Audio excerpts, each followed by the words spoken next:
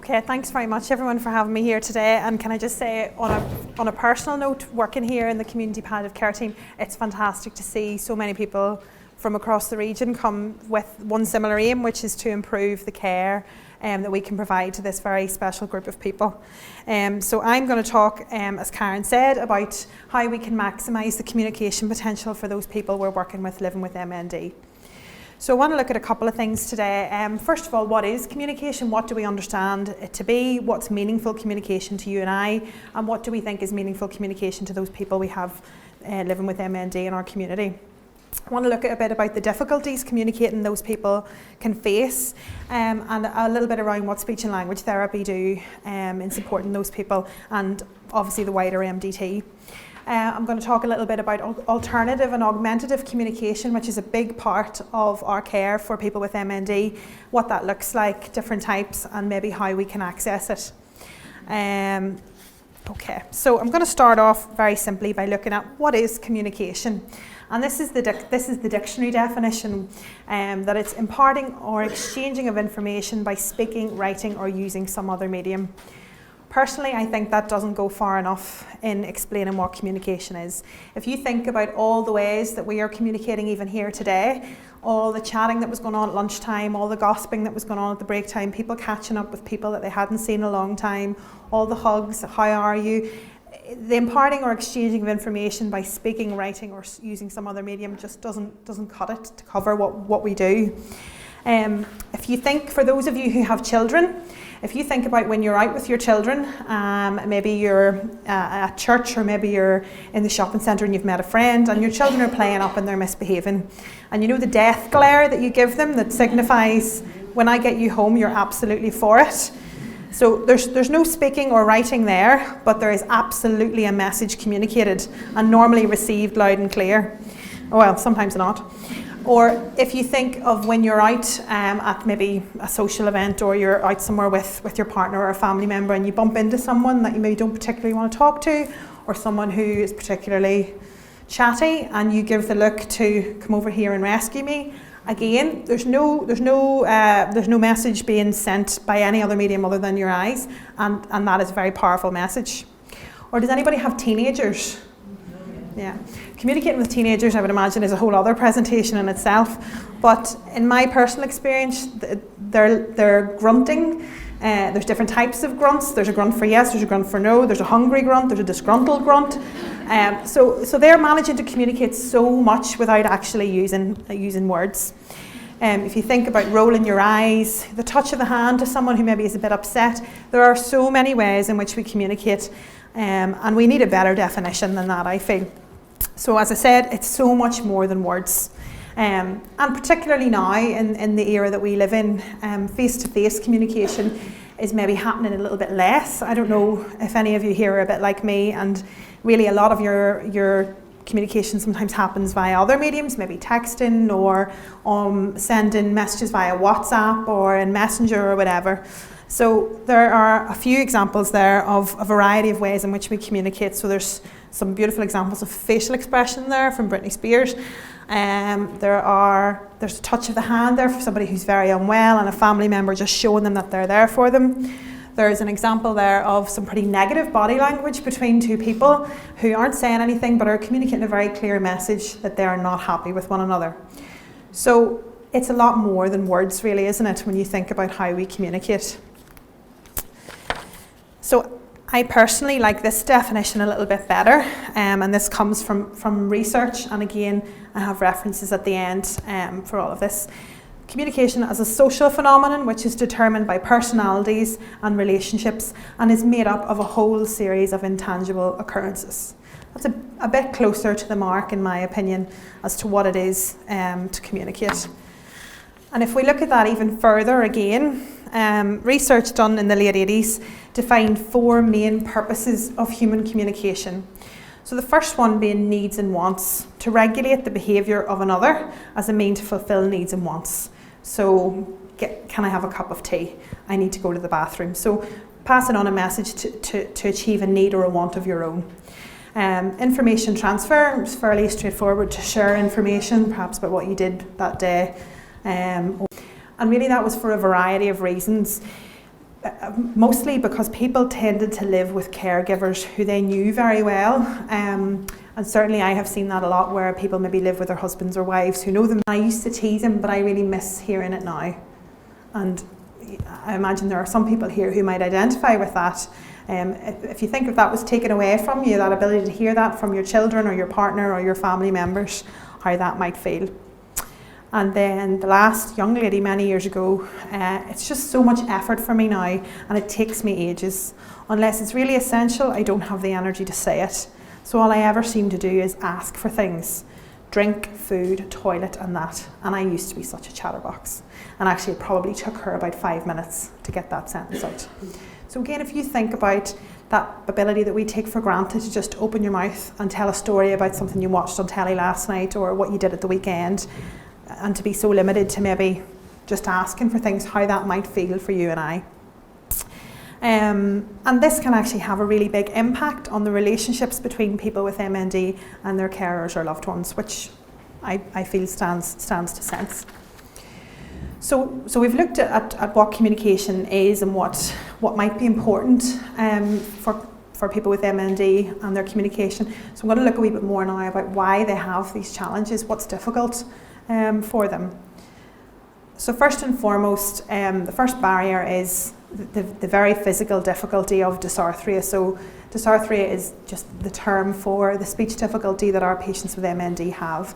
And actually 80% of people with MND will develop dysarthria.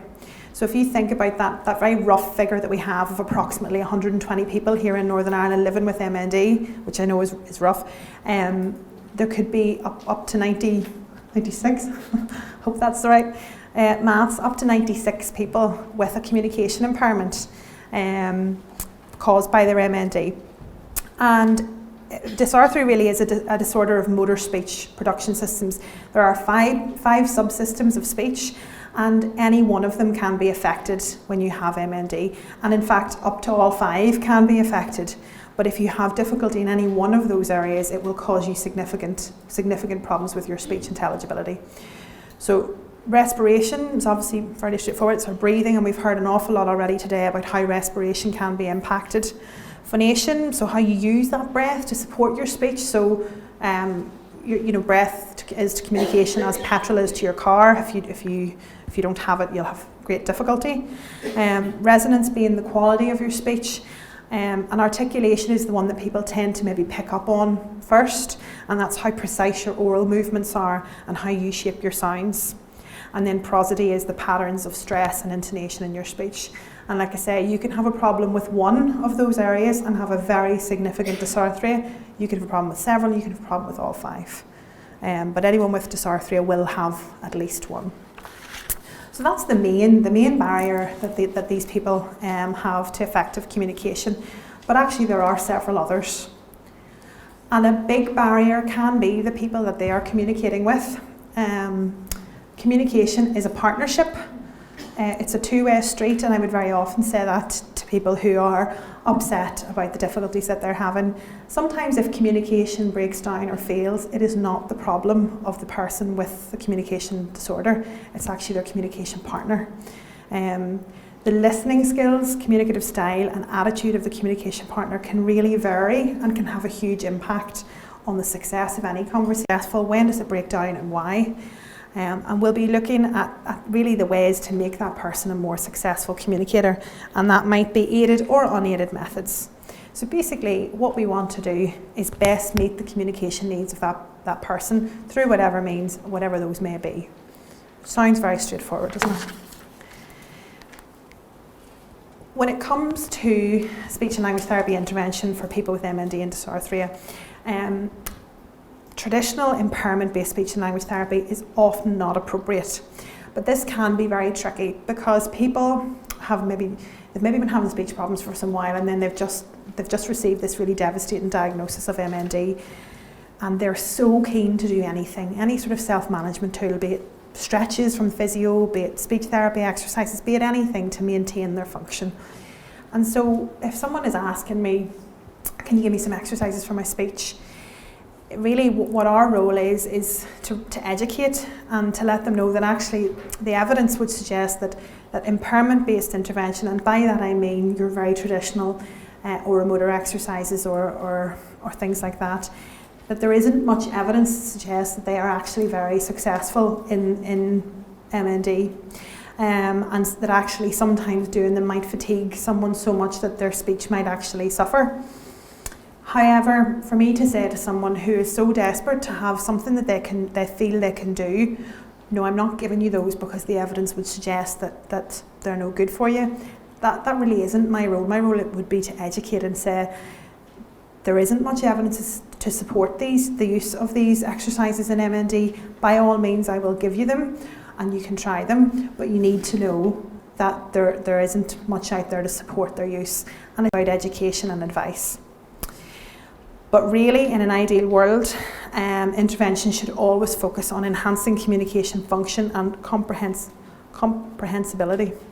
And that is the process by which individuals share meaning using any means available. Sometimes it meets a psychological need for a period of time, but it needs to be always treated on a case-by-case basis. There's no kind of right or wrong answer. And the research kind of sums this up really in that impairment-based perspective really provides a very restricted insight into disorder, and that's kind of the case across the board. And the consideration of participation and the psychosocial impact of dysarthria are really vital. Basically, we're getting it wrong if we don't look at the person's communication across the board via whatever means in every setting and the psychosocial implication of the difficulties that they're having. So when should you think, so you meet a new patient and they have some maybe very mild difficulties communicating, when might you think about referring to a speech and language therapist? So a bit like everything that we've heard today, early intervention from SLT has been shown to be beneficial, and there is research to support that. And there are a number of reasons for this really, and I suppose some of these will be the same through all of maybe the healthcare professionals that a person with MND might meet. So to develop a relationship with the patient and family, a bit like any of us, we don't like to be parachuted into situations of crisis. It's much better if you get to know a person from an earlier stage. To provide information regarding the disorder as desired by the client and family, as it's been touched on several times. Some people want to know everything. They want to know every eventuality and every possibility. Some people don't want to know anything. So again, it's very much the role of all healthcare professionals involved that we give information as desired by the client and family and allow them and help them to deal with it at a pace that they can assimilate it and when it's needed. It's also really good, early intervention is also really helpful to help us educate the patient and family and become informed consumers really of technological services that they might need at a later stage.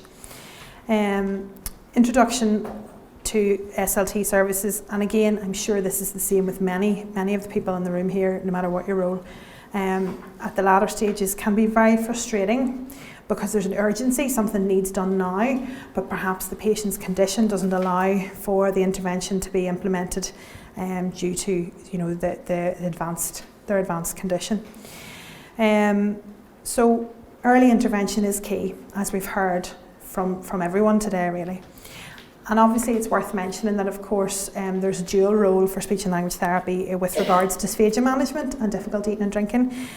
Not really going to touch on that today just purely because we haven't got time, but that obviously is another big part of the speech and language therapy remit. So moving on then to look at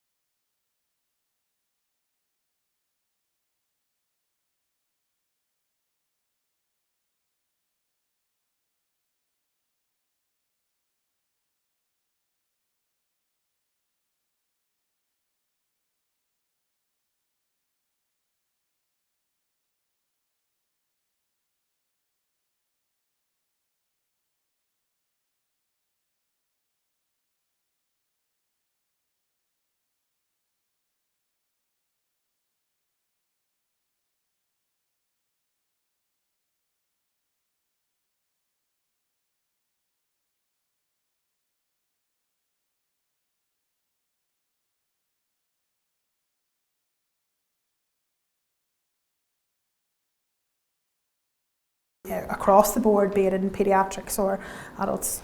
Our tablets, and many of the mainstream tablets that we now use, like our iPads, our Windows tablets, or Samsung tablet or whatever, you can download software which then allows someone to use it as a communication aid. And some of these apps can actually be downloaded to smartphones as well, which can be quite nice for people who are beginning to have difficulties and are still able to use their smartphone very discreetly. And this sometimes can be a bit more socially acceptable because people are very familiar with these devices. You'd be hard pushed to find a house now that doesn't have an iPad somewhere. Touchscreen can be a bit of a difficulty with these. If any of you have a touch, well, I'm sure probably nearly everybody has a touchscreen phone now, and you'll know that they're quite sensitive. So if you've got any sort of ataxic movements, you can very easily make errors. So touchscreen can be a bit difficult sometimes if a patient has any upper limb or dexterity problems. And then the last type of higher tech AAC are dedicated tablets. So I was talking about your mainstream tablets with software downloaded before. Now there are a number of dedicated tablets that are designed and produced with communication as their primary function. And you might have seen some of those in next door as well. Some of these can also incorporate environmental controls. So they may have functions to allow people to open the windows, turn the volume of the telly up, things like that. And they offer a wider range of functions sometimes, so they offer access to social media, texting, internet use or whatever. And they can be adapted to various access methods too. I'm going to talk to you about access methods now. And they can also be mounted to wheelchairs. For some people they're totally the wrong thing because they are so whizzy and they do loads and it is completely overwhelming, so it's not always the right thing. So when I talk about access methods, direct access is when you are able to use your hands to directly type or touch. Touch screen, similar, self-explanatory. Plugging a mouse into a tablet, self-explanatory as well. You can then use it to click. Switch access and scanning. So if we take the example of a tablet, for example, with lots of letters on the screen in your QWERTY style keyboard, scanning function is where the top line lights up, the next line lights up, the line underneath that lights up, and the patient presses a switch that stops the light on the line that they want, and then the light moves across that line, and the patient presses a switch on the letter that they want. Now, that sounds very laborious, and it can be a very slow process. But if you think about a patient who has very limited upper limb function, has very, very poor speech, has very limited lower limb function, and they really only have maybe a bit of a movement of their head, or they can squeeze their knees together. If we can put a switch on their headrest on their wheelchair, that can enable them to access that using that movement of their head. So that's switch access and scanning. And then the last access method is eye gaze. And eye gaze uses dedicated camera technology to track where the eyes are focused on the screen. And it allows a person to actually select letters, words, pictures with their eyes.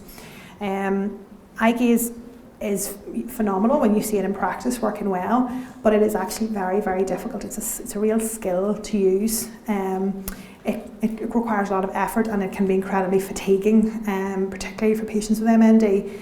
It also relies on a lot of things. So for example, the lighting in this room would probably make eye gaze very difficult if there's overhead lighting, or outside in natural light. So a bit like anything, if it works for the patient, it's fantastic. If it's not the right thing, it's not the right thing.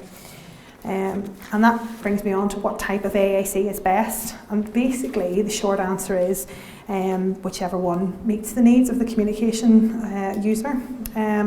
Individual assessment is really important because individual preferences can really vary very widely. A bit like I was saying, some people like to text, some people like to talk. Really depends on what you want to be able to do.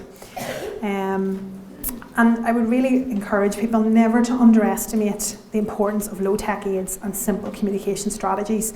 Sometimes, like I say, it is not the person with MND who causes the communication to break down. It can be their communication partner, and doing a bit of work with that communication partner around that can be really, really useful. People will accept it at different stages, and it's so important to highlight all AAC systems will be slower than speech. That is a fact of life, and allowances need to be made for that when it comes to appointments or whatever.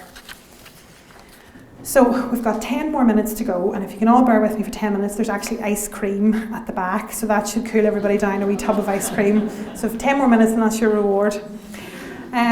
So how you can access AAC, so you go out and you see somebody and you think this person's having real difficulty communicating, how can I help? Here in the Southern Trust, any health and social care professional can refer into speech and language therapy for communication support. And sometimes the needs of the patient can be met very easily here. We have equipment here that we can maybe bring them out to try, we can maybe do some strategies with them. Or sometimes we require a wee bit more support, a wee bit more expertise and access to a wider range of technology. And so we would make a referral to the Communication Advice Centre, which is a regional specialist service based in Belfast, and it is a multidisciplinary service.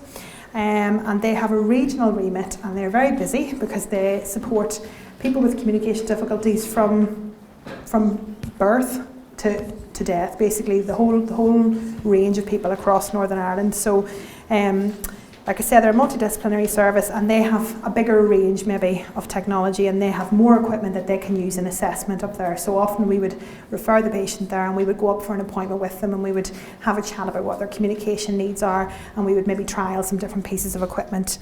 And then the long-term aim would be that if we find something that we think is the right piece of equipment for that person, we go back to the local trust and we ask for funding for one of them. So that sounds like a very simple process. It's very quick, and it isn't always the case. So I just realised I didn't put that slide up because I have them in front of me. Sorry about that. So moving on then to some more recent innovations. I don't know if any of you have heard of voice banking, but voice banking is a recent innovation in the last couple of years.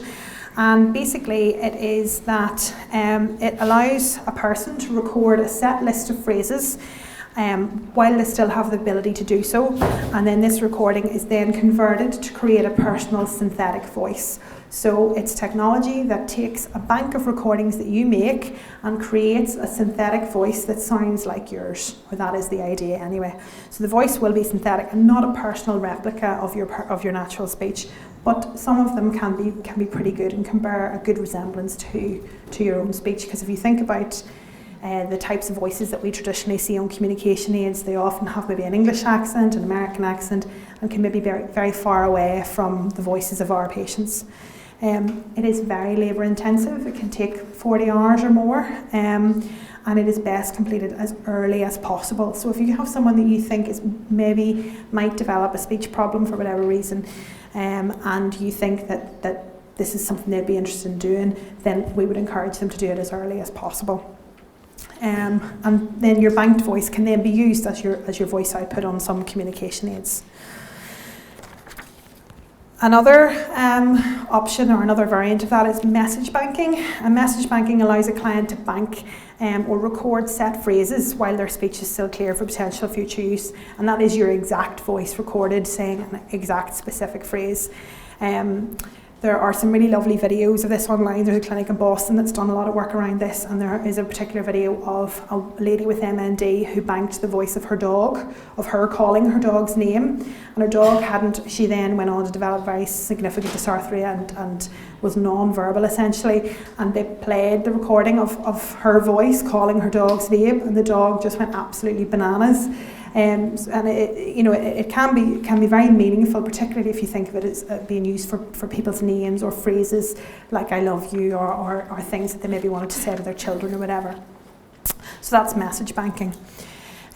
So what can you do? We're all here from a really wide variety of backgrounds, and the main thing I would say is that try not to be daunted by working with someone who uses AAC, even if it does look like a really swanky, fandangled piece of equipment.